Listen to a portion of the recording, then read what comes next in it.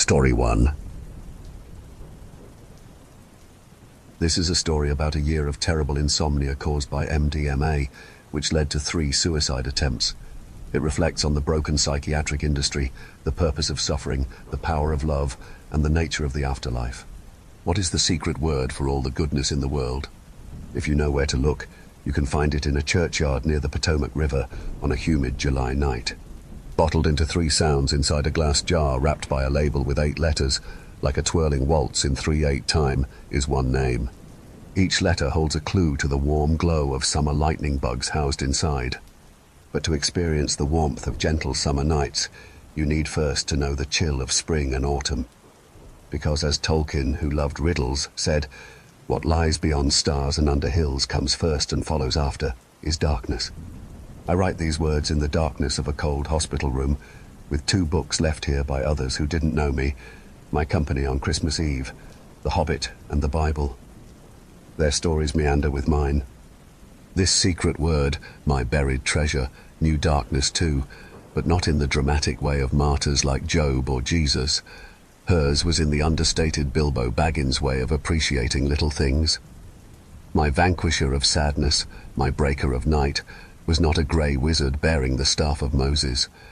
She was an unassuming little dirty blonde girl, reluctant and unexpected, as true heroes always are, who became the glowing ember through my journey there and back again, to Mirkwood, over the misty mountains, down into the fiery cauldron of Mordor, and on to the Shire. Nobody loved a cosy hobbit hole more than this creature of green pastures, she and her elf dog, Sparkly Wigglebutt. But like a gentle Shire brook trickling over rocks that form ripples rising out of the water, this bubbly river otter knew her share of sadness.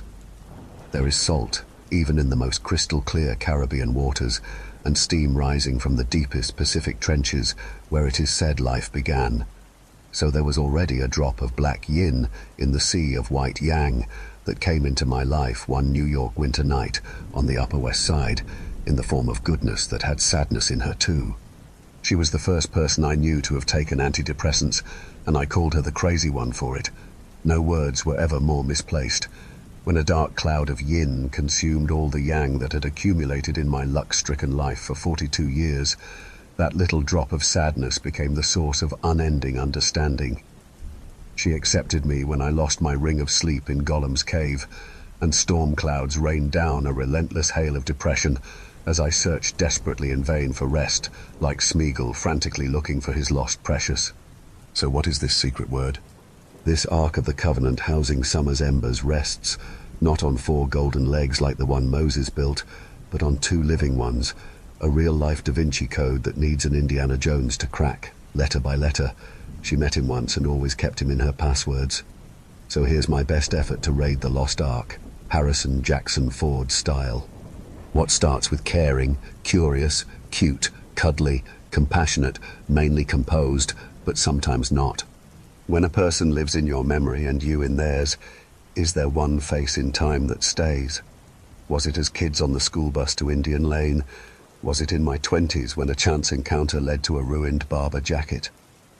Was it in my 30s when a hand tapped my shoulder at my little brother's Lincoln Center wedding as Wynton Marsalis played the first dance on trumpet? Was it in my 40s as she slept in a chair beside my bed in the hospital? Was it eating fish fingers in bed in Anguilla or nibbling ramen in bed on Kalorama? Was it lying sideways on the sofa at P Street, M Street or Peck's Point? Or was it a revolving door, a little warm nook, the repeating sound of a suitcase dropping on the floor at midnight, soft paws running out, a sleepy voice in the background mumbling, "Hey," before rolling over again, my side of the bed already turned down to crawl right in? The answer to these questions is the second letter. All of them. April. April 1st. April Fools. One little joker appeared in a mixed litter of mutts on an island in the Chesapeake that was the first place in Maryland to be settled, born of a stray dog, Naomi, who a mailman kept finding on his route in the remote hills of West Virginia, begging each day for food, a trait she'd soon pass on to the most talented beggar of all time, whose adorable eyes coaxed the mailman into finally bringing her home, and later giving her over to foster care. our little clown already growing fast inside Mama Naomi as the surprises of a lifetime, one advertised as a shepherd mix who was anything but, and had it in his blood to win over the hearts of every mailman, delivery person, and grounds worker he ever met, all of whom ended up working for him. A perennial prankster who got the last laugh, tricking us into falling in love with him on first sight as a 2-week-old in a photo captioned Peter Rabbit, but who, despite his bunny legs and Beatrix Potter personality, was always for her, from the moment she first saw him. A different name, never once imagining he'd be part of our family, having told me long before her finger swiped over the adoption listing on City Dogs Rescue that the only way I could bring home a pup was to put a ring on it. No words were ever taken more literally.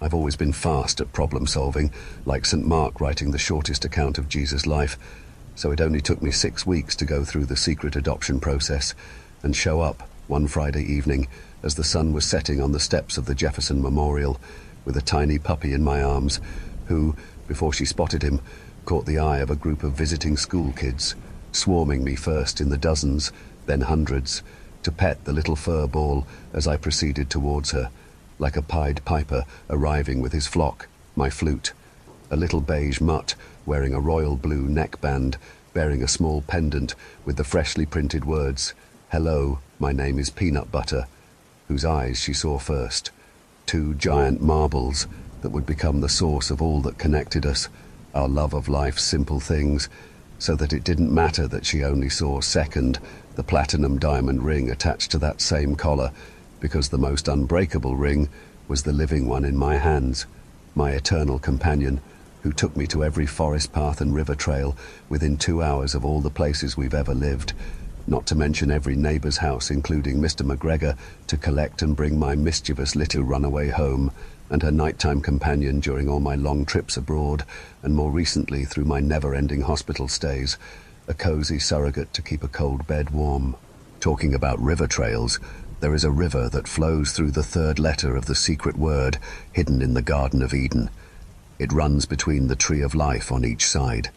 This river is said to bring the end of night and an end to curses. I need this river because it leads to an eternal spring. Its magic starts as a tiny trickle and grows into a powerful enchanted river. It transforms from a quiet song to a grand Moldau symphony in Middle-earth. This river is the playful home of river otters and river chipmunks.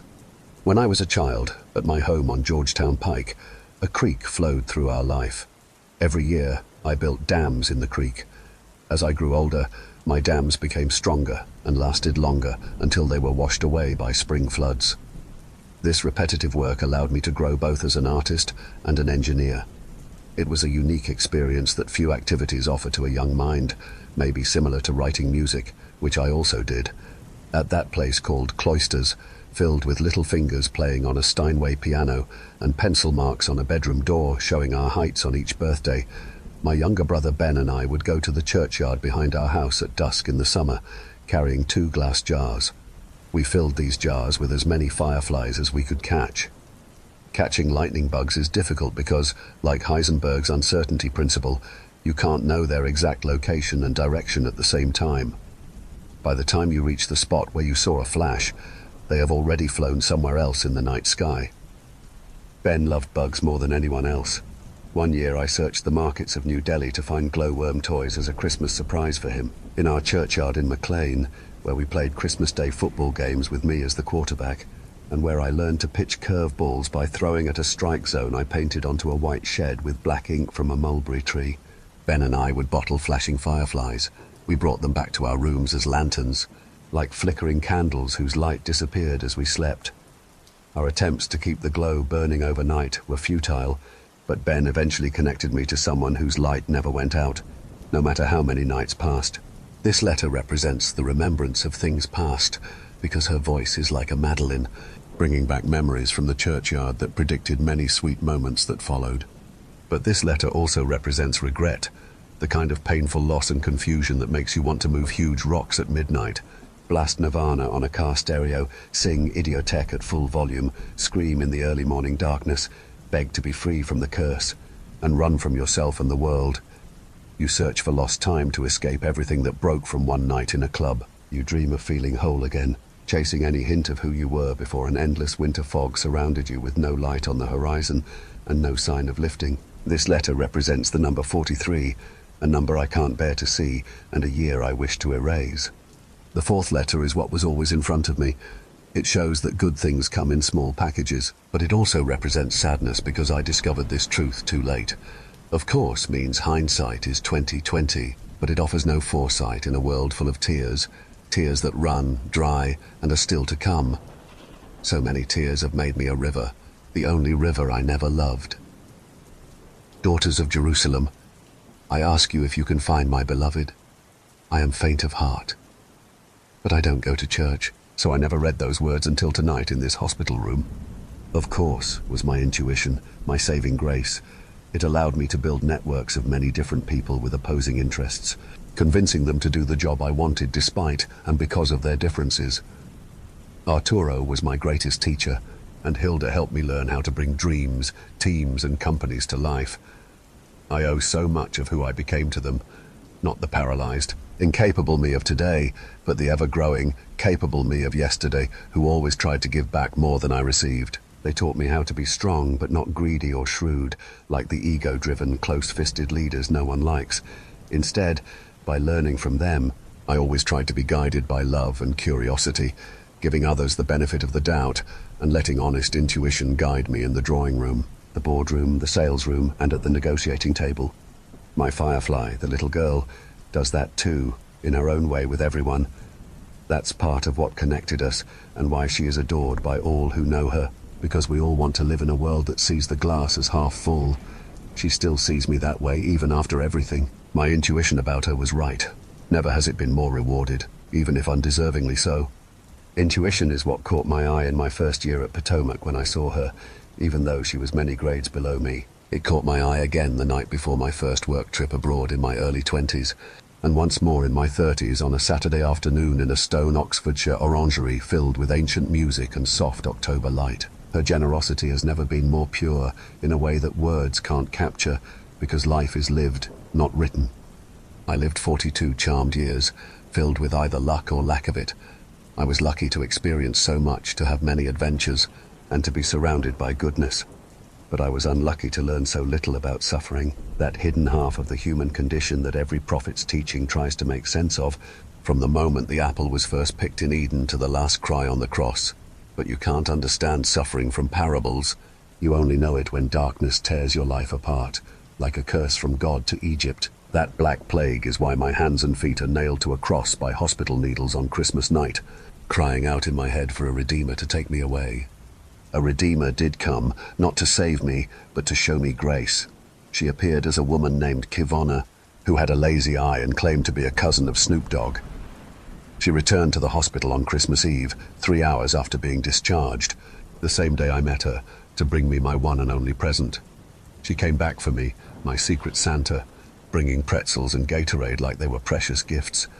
That is the kind of grace you can't know until you're tied up and suffering, thorns prodding your veins, your mouth dry from medicine, surrounded by other people with their own burdens, a mute with 2 teeth who could beat me in chess in a dozen moves, a car crash survivor who graduated from a top private school at 15 but now can't form a sentence, a card shark with stitches holding his head together after a failed surgery took away his vision, a Mexican boy who mumbles incoherently, a Native American woman who sits in silence with her ancestors, and my roommate, a homeless man who coughs all night. We were all watched by 2 guards, a nurse from Guyana and another nurse from Cameroon. Even the Christmas truce of 1914 brought a more likely crew together for the holiday than our group tonight. Kivonna coming back is why intuition only takes you so far, because life's strangest truths come from places and times you could never imagine in your wildest dreams or scariest nightmares, as has been the case through this torturous, earth-shattering, eye-opening, all-encompassing year, one that, as it draws to a close, still has me breathing. Sort of. The 5th letter represents the limitless. It means keeping the heavy light, as she always did, and making the light whole, the full following, the flowing grounded. It represents everything in its right place, which she managed even when my world was spinning upside down. You create this balance by bringing 2 opposite poles together like magnets. That is how her force balanced mine, and hopefully, mine balanced hers in my best moments. If only doctors understood, When you're a hammer, everything's a nail, and when you're a psychiatrist, every problem's a pill. Just as mice share 85% of our DNA, in the confusing world of psych drugs, we're all like mice being tested with chemicals no one fully understands. The Columbine shooters were on SSRIs. Most people who try to end their lives do so while on prescribed pills, as was my case all 3 times. Correlation doesn't equal causation, but Clay Christensen, who mentored my best friend Rada, famously said that people don't buy hammers to put nails in walls. They buy them to get a job done. Psychiatrists don't understand what it means to get a job done. Instead, they hammer nails blindly into trees, never seeing the forest. In the northern forests of Canada, there was a student named Paul Michaud at college. He had pale skin and dark eyes. Paul was older than the rest of us because he never graduated, even though he always got perfect marks. Instead of graduating, he just kept adding new majors each year. By the time I met Paul, he could speak 8 languages fluently. He learned all these languages in classes he kept retaking until he had memorized everything, even the birth date of everyone he met, including mine. You could find Paul waiting outside the pub every night as it was closing. He would silently join a group of students and walk back to the dorms over the Massawippi arches with the northern lights dancing in the sky. Then, a few hours later at dawn, you would see him again, walking the first group of students to morning classes. He always had the same solemn, drained, expressionless look in his eyes. Why was Paul always around campus day and night? The answer is insomnia. Paul had dark circles under his eyes from never sleeping, but he had a pure heart. I knew this because I talked to him in a way few others did, and came to understand the silent torture he went through. He was always sleepless, from the day I arrived at college to the day I graduated. He is probably still wandering the campus if he hasn't died yet, because insomnia can have serious effects. If he is still alive, he would remember my birthday in any language. When I knew Paul, I never imagined that his quiet desperation would predict my future. The same dark circles I saw around his eyes would many years later appear around mine, making me the second true insomniac I ever met, myself in my 43rd year. But this is not about watching life pass by like Paul did or like I did this year, missing out on heartbreaking chances. It's about living. Life is about childhood living, easy living, lucky love, young love. The kind of life I had for 42 years before drug-induced insomnia turned everything into a blurry, lifeless game of telephone. What makes a drop become an ocean, a ray of light grow into a sunny sky, and a blade of grass expand into a field of barley? The answer is life. Life. Plain and simple. That's what soulmates show you, not only when it feels good, but also when it hurts. She taught me that even if I can't hold up my end of the bargain anymore, even if pain and regret beat me down in ways I can't overcome, life is still there. This year brought a kind of weight that smothered me as I watched everything I wanted burn away, piece by piece. It was like a torture orchestrated by a sociopath, pulling the legs off ants one by one without killing them, so they see their world fall apart. Was it a random combination of drugs that did this to me, or a curse written in the stars? Was it the cruelty of nature, or a divine punishment that took everything away, just when I finally had all I wanted in life? Either way, the story remains the same. The 6th letter stands for I. I belong. I belong to my beloved, and my beloved to me. But I also represents the worst parts of me, the selfish I who put himself first, the I that Paul warned about in Philippians. Do nothing out of selfish ambition. The I of moments I hid when I did what I wanted, the I of long trips alone, the plane rides through the night to distant places, and the adventures I had with faces and names I can't remember. But I is not just about confession. It is also about redemption, about cozy drives on the interstate with a little hot water bottle as my co-pilot. It's about trips together, Italian wine in the Tuscan sun, lying in Capri and dreaming of a future that never came. This letter is about all the things I did and didn't do.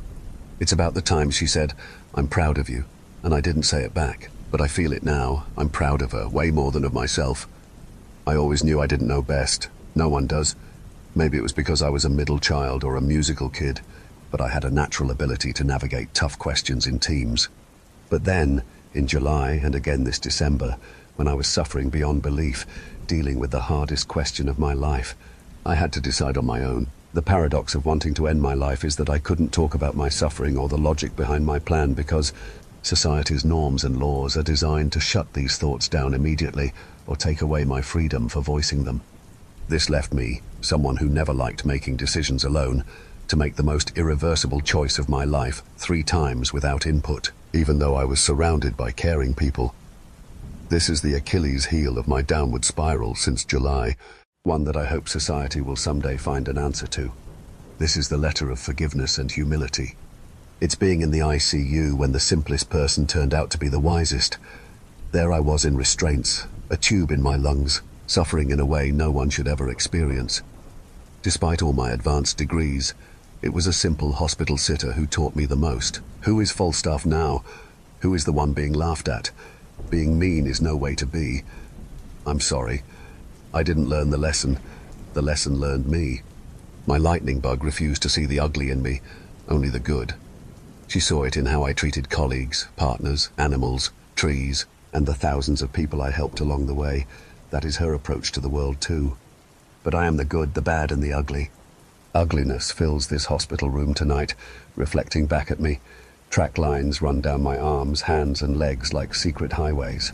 There is a photo on the wall of a misty river I can't look at because it brings nostalgic feelings about rivers. An orange crayon is in my hand as I scribble this note, feeling things no words can capture, things no one should ever feel. You enter life with a light heart and an open mind. You leave it with a heavy heart and a mind filled with memories of past lives and what-ifs. In between, if you're lucky or unlucky, you learn to forgive and be forgiven. Asking for forgiveness is the hardest thing because no one wants to believe they hurt another. We're always kind in our own eyes. Only now can I see all the things I did that need forgiving. And by writing this, I know she will forgive me. That is her forgiving heart. Where little things say big things, I could say more by writing less. The 7th letter is next. It represents why you can't keep lightning bugs bottled up. The beauty and tragedy of life is that the good is here one day and gone the next. This is what every parable since the beginning of time has tried to make sense of. From God punishing Job for no reason to Salome asking for John the Baptist's head on a plate for her amusement. This letter is about moving forward, knowing that life's warm glow won't last forever, as it did for so many years of my life. It's about trying to tell myself that the Arctic wasteland surrounding me now is a season that may someday pass, even if I don't believe it. This is the letter of not giving in, not letting go, not losing hope. When the suffering of sleepless nights became unbearable and I felt close to death, I started to think I was crazy. Her small dose of Wellbutrin was nothing compared to the huge amount of pills I had to take each night just to try and sleep. When I finally gave up, she didn't. I wish I still had her belief in me. She stood by my side on the stroke floor after I tried to hang myself. Arrogant doctors told me I was in shock when I was really experiencing something far more dangerous called anoxic delirium. She stood by my side at the trauma unit after I jumped headfirst down a 6-flight stairwell in that delirious state. Again, the doctors dismissed my cognitive impairments as delusions.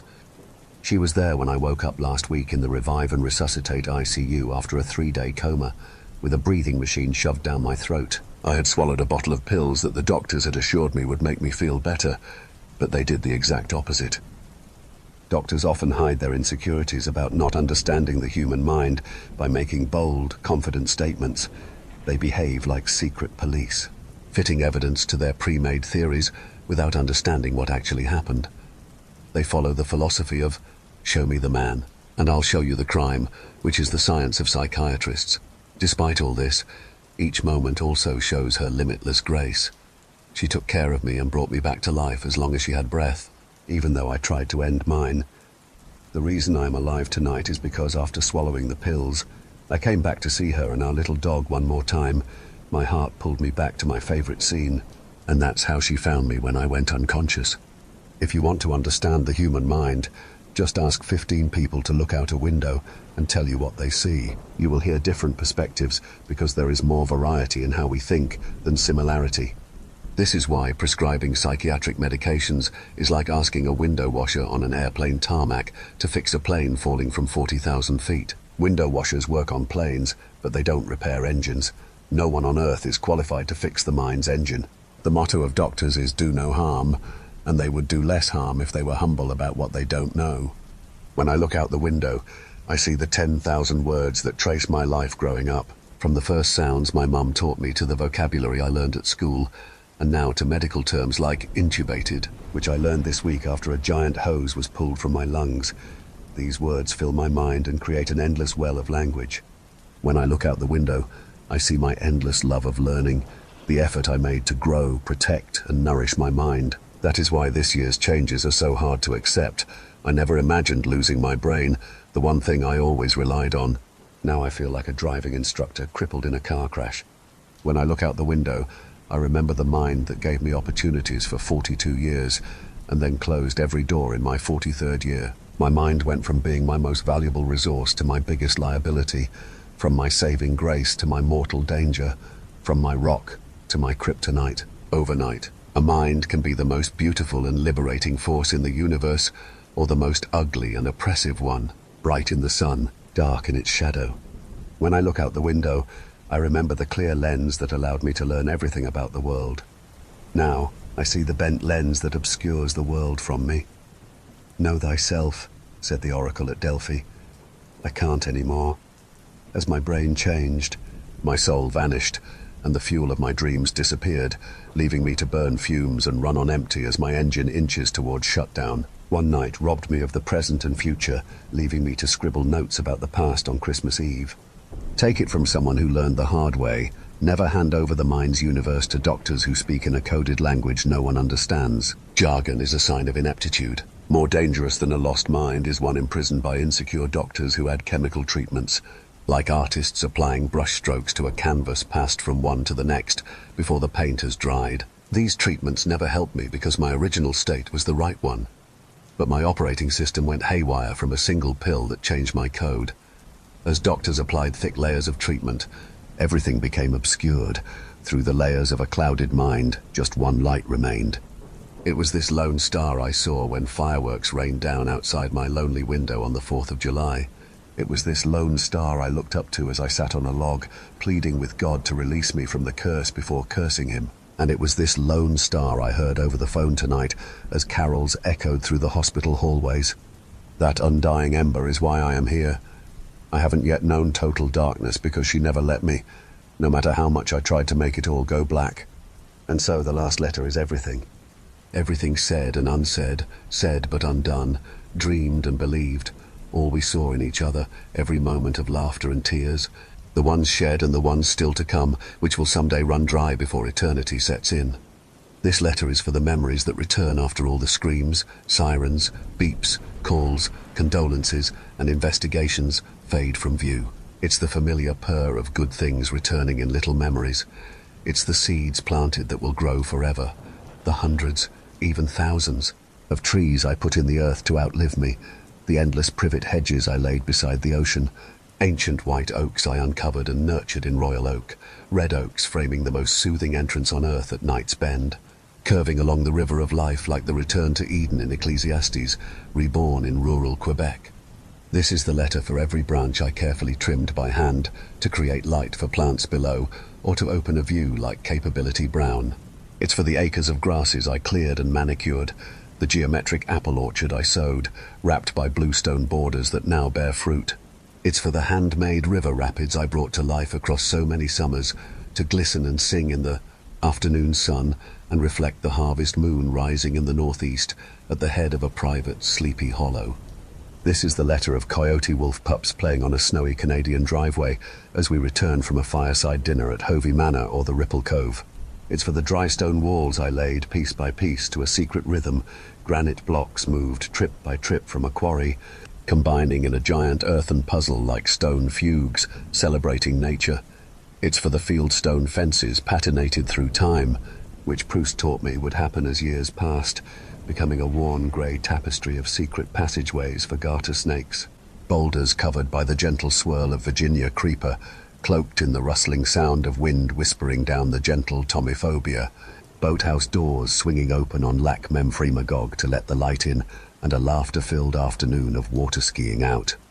This is the letter of December winds sweeping across a white-capped chop tank, salt spray from a 20-mile fetch, the biggest sunset anywhere on the East Coast, delivering relentless waves crashing over riprap, a wine-dark Chesapeake swallowing the red-setting winter sun, disappearing on the solstice into its most southerly corner at the mouth of an open ocean. This letter talks about the golden rays of the sun disappearing into the horizon at a place I now call Last Light. It describes the splash of little paws wading into the brackish water from a pebble beach to fetch a stick. The little dog takes a cold swim that he would rather not take, but does it to show me, in his own way and language, what love means. When I read Jack London books as a kid, dreaming of mighty wolves and strong huskies, I never imagined that a little hound would hold the most unbreakable key to my heart. But that's the nature of heroes. They come unexpectedly in unlikely forms. Never was man's best friend loved more. This letter is for each of these scenes, and an infinite number of others across 2 countries, 2 rivers, 3 homes, 3 lives, 4 seasons, 4 paws, and millions of forgotten moments in between that come back without warning in dreams. There's a sudden joy that's like a fish, a moving light. I thought I saw it rowing on the lakes of Canada. That's how I see them.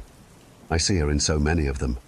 In the distant memories where I'm standing tall and strong, making speeches, laughing, winning over crowds at a cocktail party as I did so many times in my sleep. And in the near memories where I am crawling on broken knees without sleep, lost to the world, the desperation of Paul Michaud's dark-ringed eyes slowly, relentlessly, becoming my own. This letter is for every time I should have said I love you, for each memory I took for granted while it was happening. It's for all the dreams we had while walking on the pink sands of Harbour Island, rum punches in hand, gazing out at the endless white Bahamian bonefish flats.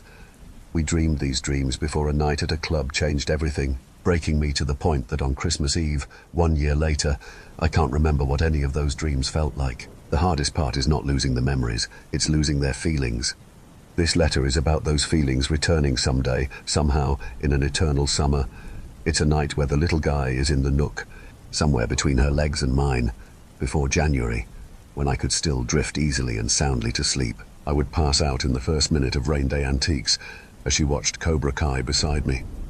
We were 3 peas in a pod, with grey and green tree frogs singing outside. Our perennial summer friends would peer in with giant eyes through glass windows as fireflies darted back and forth in the sky beyond. When the darkness enveloped, wrapped and cloaked me, as it did Bilbo's companions on their journey through the soot of Mordor into the flames of Smaug, her ember kept me grounded. When no oxygen was left in my atmosphere, she held the candle that never went out. It brought me back from death 3 times and kept me from falling over the edge more than anyone will ever know. But she wouldn't take credit for it. She did it silently, lovingly, with a light touch, a smile and a laugh, because that's who she is at heart. That's what this last letter is about. Not just what everything means to me, but also what everything means to her. For better and for worse, in sickness and in health, till death do us part. This letter is about good times, bad times, and most of all, every time I held that warm bottle in my hand. Can you spell the secret word to unlock its treasure? If you're Indiana Jones, you can. If you're Bilbo Baggins, you can. If you're Moses, you can. And if you're me, you can.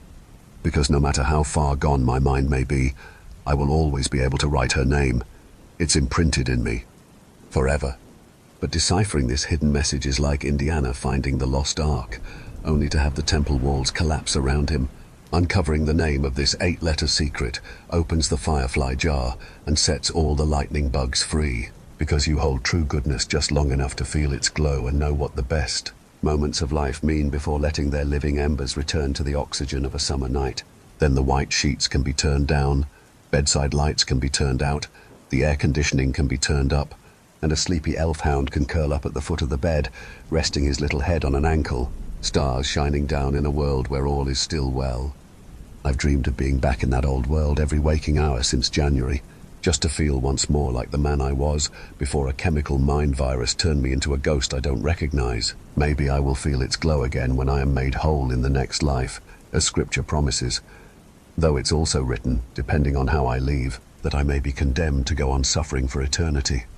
In the small hours of the morning, I sometimes wonder if I already died on one of those July days when the odds were stacked against my survival. It feels like I'm wandering through fiery brimstone, forced to see everything I love get ripped from my arms, one piece at a time, like the legs of an ant writhing in pain. It's a morose thought that this could be hell. Each time I try to say goodbye, I keep being brought back in a worse state than before, stuck in a repeating cycle. Is this divine intervention, or is the devil laughing? Is this a heavenly or a hellish Groundhog Day? The answer is in my lifeless eyes, languishing days and painful nights. Here's the thing. Didn't Jesus ascend when the pain became unbearable? Wasn't he the one to plead, my God, why have you forsaken me?" And when he cried out on the cross, didn't the earth shake at Golgotha and lift his soul? 2 years ago, in February, I went on a trip with my friend Nathan and his family. They were very kind to me. On the outskirts of Jerusalem, I wandered alone through the Mount of Olives, exploring its shady groves and ancient monasteries. At the end of my walk, I sat in silence in the Garden of Gethsemane at the foot of the hill.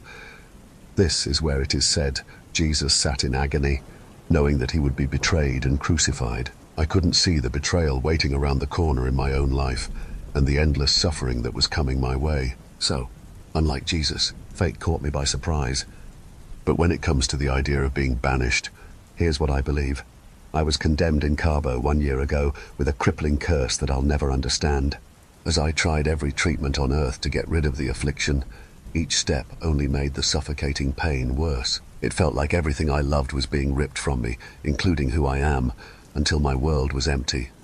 I don't know God, but I feel like I know his son because I walked in his footsteps on that mountain and have suffered in agony since January. No matter how it turns out, if there is a place of peace and happiness out there, I believe a seat is waiting for me at its table. I love this beautiful world as Jesus did, despite the tragic hand it dealt both of us. He understands that I can't live in unbearable pain forever. In this world of darkness, one lone flame remains as my broken year draws to a close. Her Olympic torch withstood the strong winds as others burned out. Many forgot, betrayed, gave up, faded away, or retreated from a life made invisible by my never-ending search for sleep, worn down by the hardest 12 months I could ever imagine. But despite all that, or maybe because of it, Bilbo's riddle shines truer than ever in my heart, that above her, below her, before her, and after her, all returns to darkness. Hers is the goodness of fireflies in summer, filled with the laughter of two brothers chasing flashes across the night sky. You can still find lightning bugs in that churchyard on Georgetown Pike. They are glowing embers in the darkness of July, dancing to the faint echoes of little voices long gone but not forgotten, so long as we both shall live. Story 2. Back in 2015, the company I worked for opened a new office in Rochester, Minnesota. I stayed there for about a week to oversee their hiring process and approve some big purchases. It was all standard procedure, something I had done before at another branch, but this was my first time doing it on my own. It was a lot of responsibility. I stayed at a small hotel called the Silver Sands Hotel. I think it closed in 2021 because I can't find it online anymore. The hotel was near Silver Lake, which is probably how it got its name. There weren't many visitors, so the rooms were cheap and surprisingly clean. While my work was interesting, what I want to tell you about is something that happened at the hotel. I'm a practical man, so I'm not into ghost stories and make-believe. But this was something I experienced with my own eyes and ears. After my first day at the new office, I was exhausted. All I had eaten that day was a salami and brie cheese sandwich from a cheap deli, and my stomach was upset. I was having a smoke outside the hotel before going to bed and talking to my wife on the phone. I always pace back and forth during long phone conversations. I was barely paying attention when I wandered into a small field of tall grass by the back road. In that field, I saw something blue. When I got closer, I found a handful of blue sunflowers. I thought they were dry and dead at first, but it was just their color. I picked one to take home to my wife because blue is her favorite color. I remember her commenting on my sneaky tone when I mentioned it. I went back to my room and put the sunflower in the Bible that was in the nightstand. I opened the Bible to a random page, placed the sunflower inside, and put a lamp on top of it to press and dry it. I didn't think much about it until the next morning. When I woke up, there were a few little black bugs crawling on the nightstand. I crushed them with my thumb, washed my hands, and figured that was the end of it. Then I went to the office. After a long day at work, I had completely forgotten about the bugs. I thought they must have come in with the flour and would be gone soon. My mind was busy with spreadsheets, emails, and company policies. I didn't have time to think about bugs in my hotel room. But when I got back, I couldn't ignore them anymore. At first, I didn't notice them, but when I sat down on my bed and turned on the lamp, they were everywhere. There were dozens of them, not just on the nightstand, but also in my bed. They were crawling all over the Bible and the pressed sunflower, so I threw them away. I tried to wipe away the bugs, but there were too many, and some got on my clothes. They didn't bite, but I could feel them tickling my skin. Even after wiping them off, I still imagined feeling them. It was late, but I was disgusted. I went downstairs and told the receptionist about the bugs. They took it seriously and gave me a new room immediately. Despite showering, changing clothes, and moving to a new room, I could still feel the bugs tickling my skin. I kept imagining seeing them, but it was just specks of dust or grains of sand. They were gone, but they didn't feel gone. The next day, as I was leaving for work, the receptionist called me over. She could tell I was stressed, so she got straight to the point. "Sir, we haven't found any bed bugs in your old room," she said. "You should be okay. I'm sorry if you were inconvenienced." "Are you sure there are no bed bugs?" I asked. "Did you check the nightstand?" "Yes, we checked all over. We take this sort of thing seriously." "Well, I know what I saw," I said. "There were bugs there." "I don't know what to tell you." "Sir, there's nothing there." That distracted me. I couldn't stop wondering what the bugs were and how they could be gone without a trace. It had only been a day. There should still be a few around. But it didn't stop there. A couple of times that day, I got sudden shivers, like something crawling on my bones, sending cold chills through my nerves. I would lose my train of thought during meetings, like my mind had sneezed. It looked strange, and I didn't make a good impression. I checked myself in the bathroom 3 times. I even took off all my clothes in a bathroom stall and shook them to see if anything fell out. When I got to my socks, a small black dot fell out, but I couldn't tell if it was a dead bug, a grain of sand, or just a speck of dust. After all that effort, I was no wiser, and it gnawed at my mind. When I returned to the hotel, I felt paranoid. I checked the room thoroughly, but I couldn't find anything. I showered for about an hour, scrubbing myself with 2 kinds of soap. I checked my hair, beard, and ears. Each little speck of black that fell out made my heart sink. I couldn't tell what was what anymore, and my senses screamed that everything I felt was those ticklish bugs. I could barely sleep. I kept waking up to a weird noise, like something poking around in my ear. I had awful nightmares, and it was hard to tell where the nightmares ended and my bed started. I would dream I was covered in bugs, and when I woke up, I still felt them on my skin. I would get up with my heart pounding, checking the bed over and over. In total, I got about 2 hours of sleep. I was a complete mess the next day, but I had to review the final version of our contract. It was going to be tough. In the morning, when I put on my clothes, I noticed a few bugs. This time, there was no doubt. They were moving. There were about a dozen of them crawling on my bag. I was already late for work, so I didn't have time to get a new room. I stopped at the reception and explained that I found more bugs. I asked them to check it out and move my items to another room if they found something. The receptionist rolled her eyes but kept a smile on her face. She clearly thought I was imagining things or messing with her, but she was professional. She smiled, agreed, and wished me a good day. I have to emphasize that I don't have a problem with creepy crawlies. I ate earthworms as a dare when I was a kid. I used to catch bumblebees with my bare hands, but something about these bugs really bothered me. It felt like they weren't just intrusive. They made me doubt they were real. That day went by in a blur. I have vague memories of almost falling asleep in a meeting and having a long discussion about something I forgot halfway through. I kept getting random tics, like a nerve had been pinched.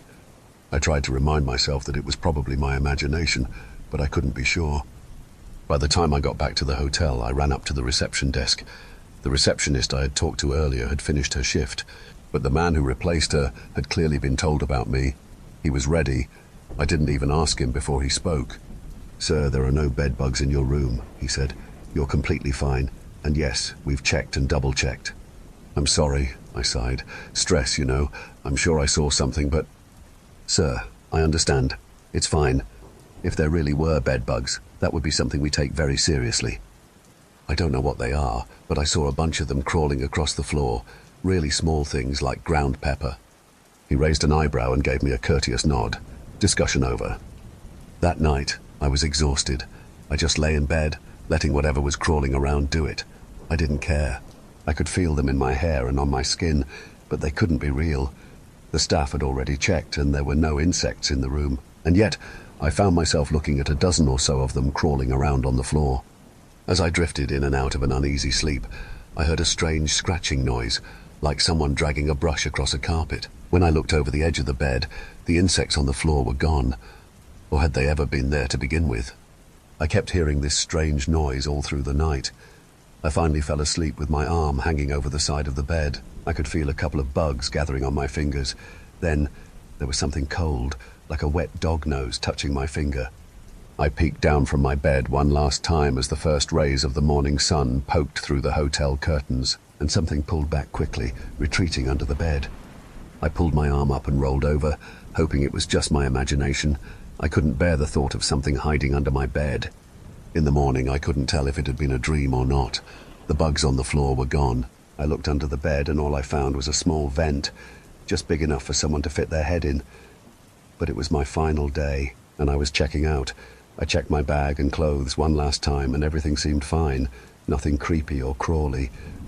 I checked out of my room and handed the receptionist my key. "No issues tonight?" she asked. "Some," I said. "Not more than usual." "I'm sorry," she huffed, "but I don't understand. Did you really see something up there?" "Sometimes," I admitted. "It's like these little black things. I can't explain it." "We had Jordan up there all day and he couldn't find a single bug. He vacuumed the place 2, maybe 3 times. "I don't know what to tell you," I said. "It's frustrating. Sir, I don't want to come off as accusatory, but may I offer some advice?" "Sure." She gave me a long look. My eyes felt heavier and heavier the longer I maintained eye contact. I was more tired than I first thought. "Maybe it's not the room, sir," she said. "Maybe it's you or something you brought in." I made it through the day without too much trouble. We had a couple of meetings, wrapped up a few difficult conversations, and double-checked the issues we'd tackled over the week. Despite everything, I was done, and I could go back home. Work was over. It was already getting dark when I got to my car. If I left immediately, I'd be home by midnight. I could have stayed another night, but at that point, I just wanted to go home. I needed something familiar to reset. Usually when I feel like I'm losing my mind, my wife is the one who keeps me grounded. I really missed her. It was such a relief. I associated that hotel with the itchy feeling of having something crawling on my skin, and getting as far away from it as possible really helped. It wouldn't matter if the bugs were real or not if I was far, far away. So I drove off, putting distance between me and the town of Rochester. But about 30 minutes down the road I felt it, that itch, that tickle. I stopped at a rest stop up ahead, turned off my car, and closed my eyes. I took a few deep breaths and tried to convince myself I wasn't really feeling it. It couldn't be there. It wasn't. It was really dark outside. I could hear cars and trucks passing by from the nearby road. There was no one else around, or at least so I thought. Looking back, there had been signs, the scratching noises at night, the air vent under my bed, and why was I the only one who saw those bugs? It was as if they appeared and disappeared at random. I opened my eyes hoping something had changed, and though I didn't know it, it had. I just hadn't seen it. I turned my car keys, but nothing happened. I tried again, still nothing. I got out to check the engine, but I couldn't make sense of it. I'm not much of a car guy, but I could tell a couple of cables had either been cut or pulled out. It wasn't a clean cut. It looked like they'd been gnawed on. Getting back in my car, I pulled out my phone to call for assistance when I noticed something. Little black spots on my hand. They were really there. I could feel them. Then I heard a click. My glove box slowly opened by itself. Something pure white and glistening wet emerged, like an elongated slug. I couldn't move. It was as if I couldn't fully comprehend it. There was barely any light, just vague reflections from passing cars in a rhythmic, pulse-like manner, like a slow strobe light. With every new pulse of light, that thing was a little closer. I couldn't tell if it was trying to sneak up on me, or if it was just naturally slow. It touched my arm. It was a familiar sensation. This was what I'd felt that night when I let my arm hang off the side of the bed. It twitched a little, then gave my arm a big lick. The touch burned like acid, and it suddenly hit me that this was, in fact, real. My heart raced as I stumbled out of the car, falling backward out of the driver's seat. I kicked the door closed, just as a white, writhing mess threw itself at the window. It looked gelatinous. It pressed itself against the corner of the window and slowly forced its way through. Only then did I realize I'd left my phone in the car. I must have dropped it when that thing touched me. I crawled backward to get some distance, but by the time I got up to run, that thing had made its way out of the car. It was surprisingly big, tall enough to reach my waist if it stretched. I can't properly explain what this thing looked like. It was more like an octopus than a slug, but it had the texture of soft chitin. Its body resembled a cluster of lotus pods. A few pods produced long appendages that seemed to stretch several times its height. It was hard to tell what was up or down or where its head was. I couldn't see any eyes or ears, but it seemed to know exactly where I was. So when I turned to run, it was right behind me. It was faster than I expected. It threw out its arms and pulled itself forward, quickly gaining speed, until it could wrap itself around my leg. It did so with the force of a trap. I made it to the tree line before it caught me. There was a nearby picnic table, and I managed to grab the foot of it. I tried to pull myself forward, but that thing was heavy. It was like trying to drag a plastic bag full of something heavy and sticky. I fought it with all my strength. I punched, kicked, slapped, and pulled at it, but it just kept climbing. Those arms wrapped around my arms, burning me like a strong chemical. It reached my neck, and I could hear a sound coming from it, like an inflating and deflating balloon mixed with the purr of a cat. Then it pulled back a membrane, revealing a stinger. It struck me in the shoulder. I was panicking at this point, screaming for help at the top of my lungs, but I couldn't make a lot of noise. This thing was heavy, and I was barely breathing. My breaths were so shallow that my vision was getting blurry. It wrapped something around my arm and pressed. It pressed so hard I thought something would snap. The more I pulled, the harder it grabbed, locking me to the ground. But it wasn't killing me. It wasn't drinking my blood. I looked closer. Little black bugs were pouring out of the sting in my shoulder. This blob creature was licking them up. These bugs had literally been inside me, and it was eating them. It explained so much. The bugs had been using me as a carrier, and when I left the room, they disappeared. That's why I was the only one seeing them. They followed me, and this creature had been following me, trying to catch a meal. This creature was like an anteater, and I was like an anthill. I tried to stay still. It dragged its arms across my hair, cleaning me like a worried mother cat. I got 3 more stings, one in my shoulder blade, one in my left triceps, and one in my right calf. With each sting, it pressed those bugs out of me. Then it was done. It rolled off me and dragged itself into the woods. After a minute or so, I couldn't hear it anymore. I got up, and my whole body felt numb. That creature must have had some kind of numbing effect, because I couldn't feel my skin around the puncture wounds. I had dark blue, fist-sized bruises all over my body where it had squeezed me, but at that moment, I was just happy to be alive.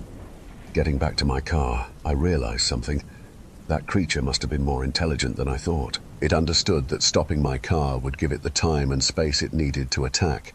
It also knew how to stop my car. It had taken careful steps not to be caught or seen before it revealed itself. And that first contact? It had slowly reached out to me, as if to see if I was hostile. I picked up my phone and called for a tow. After all that, it seemed I was staying in Minnesota for another night.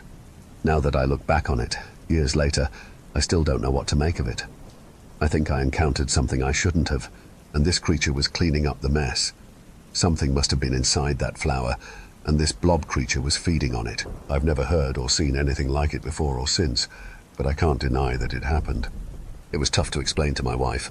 I finally said, I messed with a wasp nest. It was easier than trying to explain what I'd experienced over those days. I sounded insane just talking it out in my own head.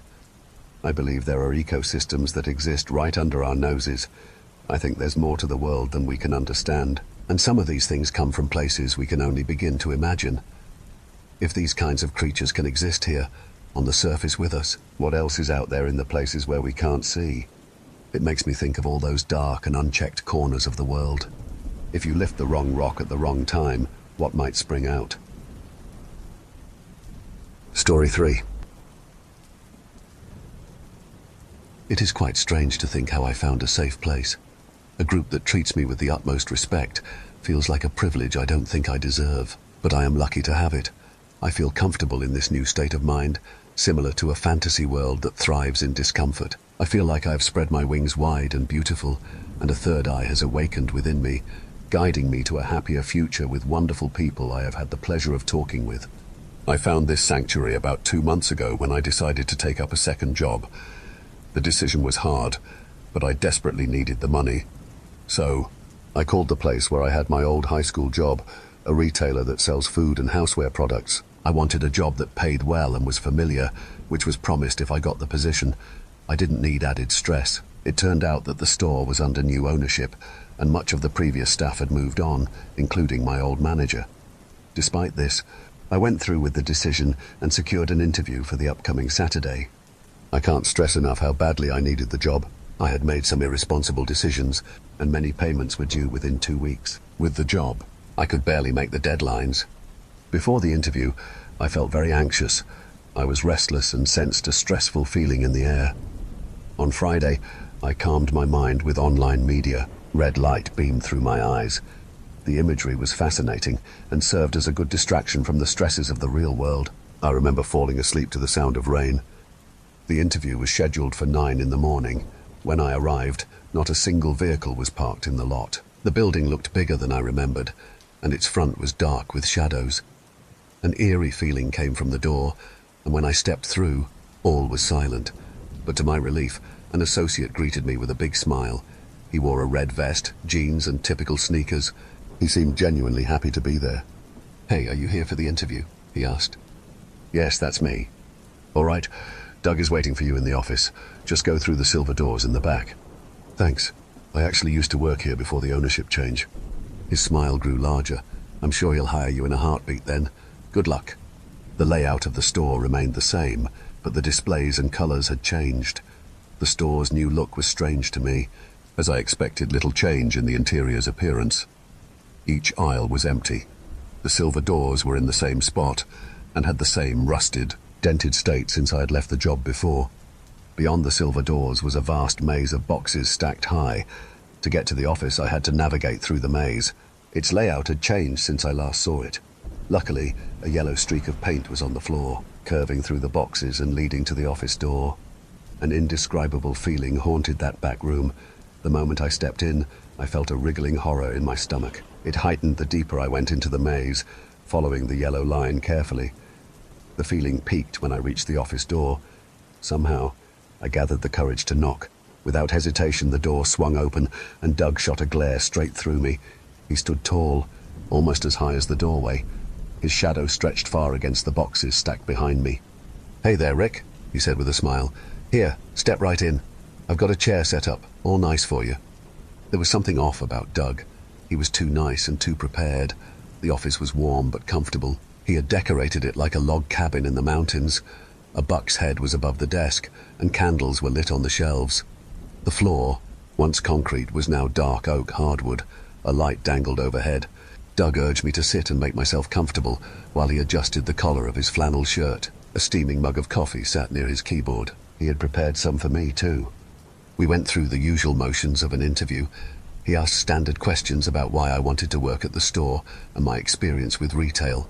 Twiddling his thumbs, he stared at his computer screen and licked his cracked lips. I assumed he was reading my resume. "All right, Rick, I'm going to be honest," he said. "You were going to get hired anyway. Previously working in this building basically secured that. It's only company policy that I ask you all these cheesy questions." "That's great, Doug. I really appreciate it. I needed this," I said, shifting in my chair.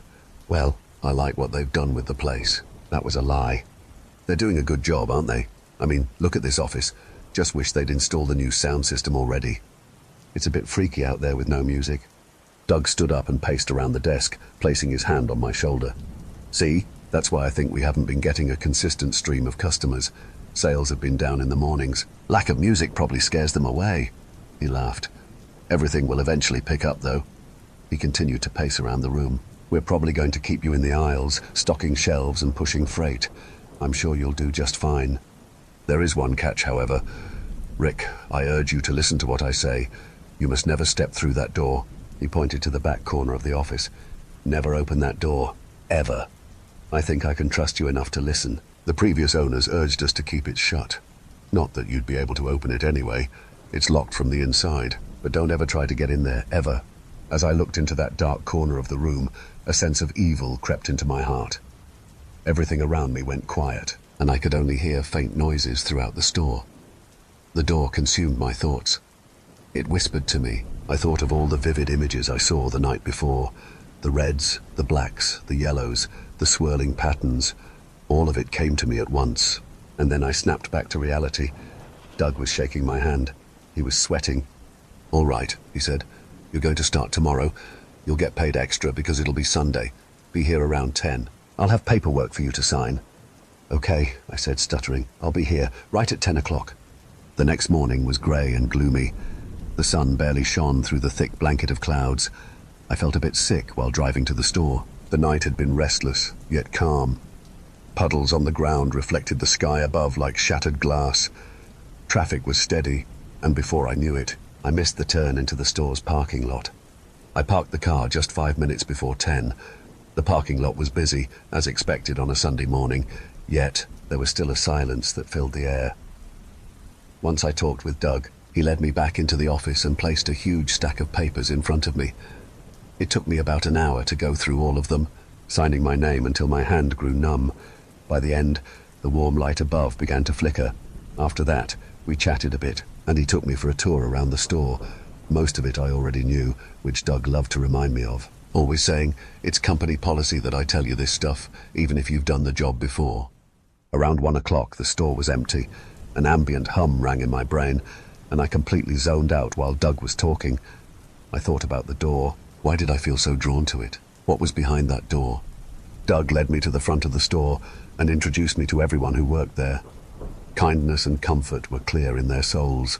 I felt a bit jealous. I admired their smiles, which I could never seem to muster in the real world. Humans can be a plague, causing pointless problems and hatred. It seems, as a society, we will never learn to love and respect each other. That thought ruins me every day, but I'll save those thoughts for another time. Marie was the associate assigned to train me. She was an older woman who started working there when the new management took over. She absolutely loved the job and kept telling me so over and over. At first I found her irritating, but she seemed to like me. We started in the household chemical area of the store, which Marie kept in pristine condition. For her age, she was impressively efficient. After organizing the chemical aisles, Marie insisted we clean up the food department. She wasn't wrong. It took over an hour to get the shelves in order. Once the aisles were neat, we began to stock the products. "This is my ritual every Sunday," she explained. "So how was this store before the new management took over? I started here afterward." "It's honestly the same as it was a while back," I said. "The looks have changed for sure, but the departments and store layout remain the same. Although it is quite odd not to have music playing through the speakers, and I do get weirded out a bit by the changes to the displays." Marie stacked cans of soup on the shelf and spoke. "You'll surely get used to it, and the music should be fixed soon." "Yes, that's what Doug said." "Doug's a nice guy. He hasn't let me down yet. Say, you know the deer head in the office? My husband sold it to them a while ago. It really brings that room together." "Does your husband go hunting often?" Marie turned toward me. "It's what pays the bills. As long as I get to stay here at the store, I'm fine with whatever he does. Hunting benefits me, too. He supplies..." Ouch! Marie cut her finger while opening a box, and blood seeped down her hand. "It's very warm. Let me run to the back real quick. I won't be long." Marie sometimes acted very strangely, and as time went on, I noticed how similar the employees were. Their faces were cold and without expression, yet they were incredibly kind. This was the place. Yes, I had finally found my people. About 2 weeks later, a beautiful event solidified my feelings. It was so great that I want to share it with the whole world. It was amazing how such a secretive and glorious thing could be hidden in a retail store. I was assigned a closing shift, and as soon as I turned the key and locked the front door, whispers came through the walls. They told me to go to the receiving area, past the office door. The speakers, now fixed, played a wonderful piano ballad that grew louder as I passed the rusted silver doors. The yellow streak on the ground seemed to speed forward, and at that moment, everything made sense. The answer was in the yellow paint all along. It guided me to salvation. I burst through the office door and saw the forbidden door, slightly open. I stepped through, despite Doug's warning, and my intuition was rewarded. There was red paint splattered everywhere, and piles of flesh surrounded my co-workers.